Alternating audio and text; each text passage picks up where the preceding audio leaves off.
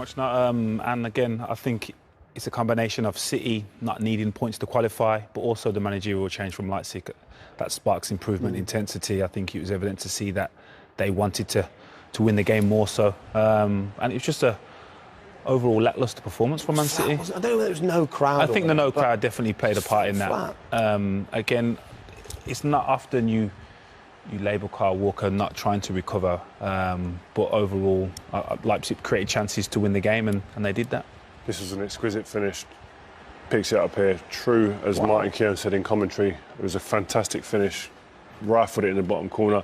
They made a late fight of it at the end of the game. It's a great ball, Zinchenko, and an even better header from Mahrez.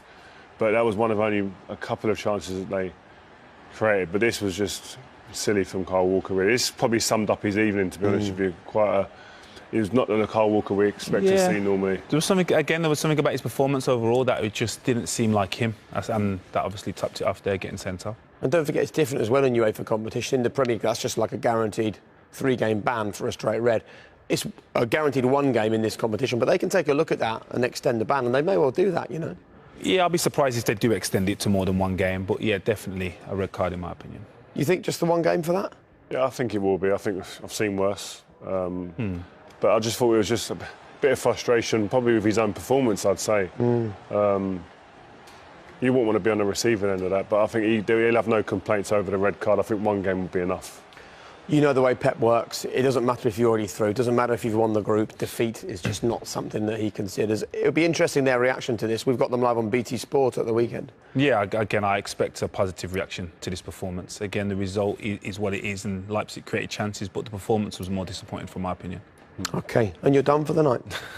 Yep. Home. Peter Crouch, Michael Owen coming in. Look how happy he is. It's off home for an early night. But the good news is the football keeps coming. And Peter Crouch and Michael Owen are going to be joining us very shortly, as well as that over on BT Sport 1.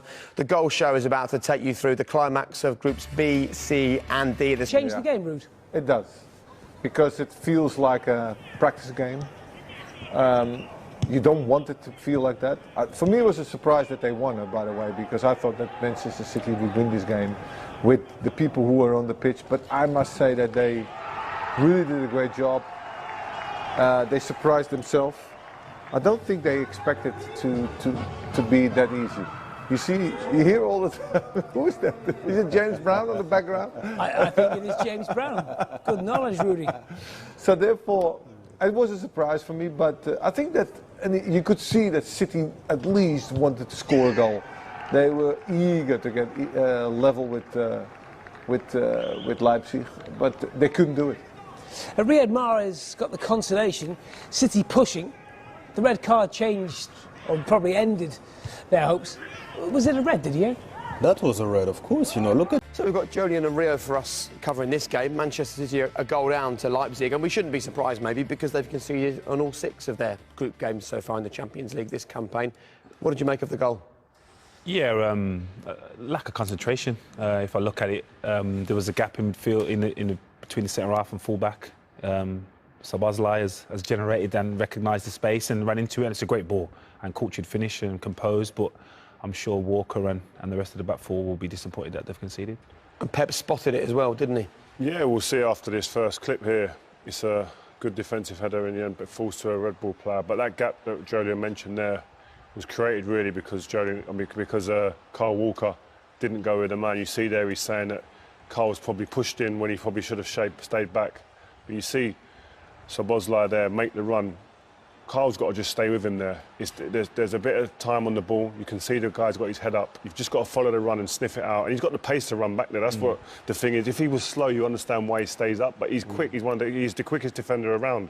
He'd have easily sniffed that out if he'd have followed the run. But concentration, that split second, making a decision, and he got that one wrong. And let's get this right. There could be a couple of goals down City, couldn't they, actually? Yeah, that's not the only opportunity Leipzig have created. A number of opportunities, and Zach Steffen's had to make some vital saves to stay in the game. You see here they get down the left-hand side, and as I said, they haven't been isolated to one prone attack. They've got forward numbers and committed defenders out wide, and then all of a sudden you're relying on the keeper to make point-blank saves. And you see, it hasn't been the performance we've come accustomed to seeing of late of Man City. Not only just these chances that they're conceding against, but also the lack of chances they've created. They haven't looked like scoring nearly enough goals to win a game. But they have got the talent to unlock this Leipzig defence in the second half, and they've come close.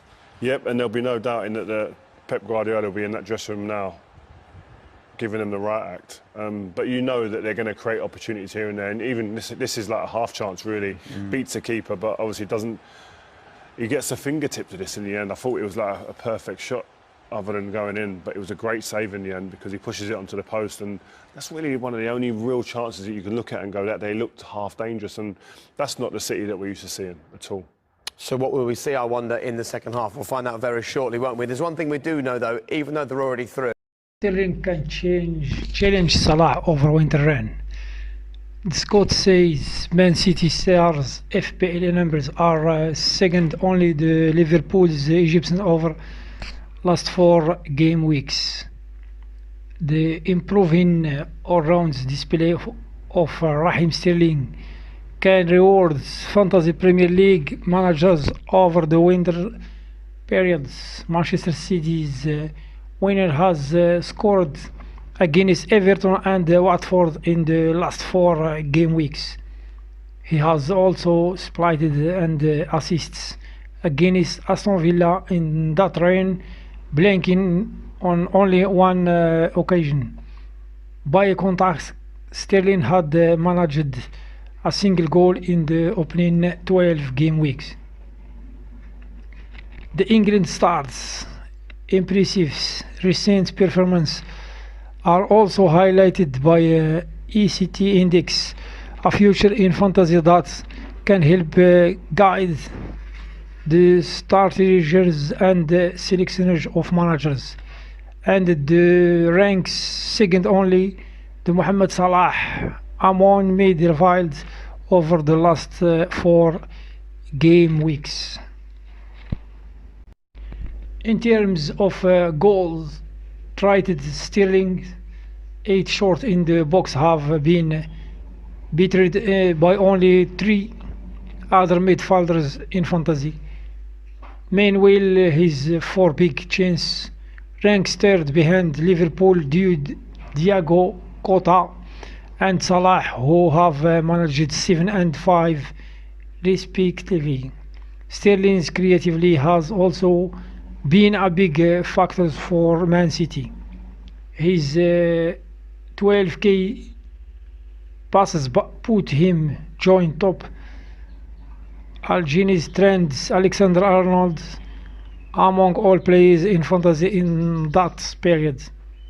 Bernardo Silva and Ilkay Jordan are the nearest rival in Pep Guardiola's size with 8 pieces.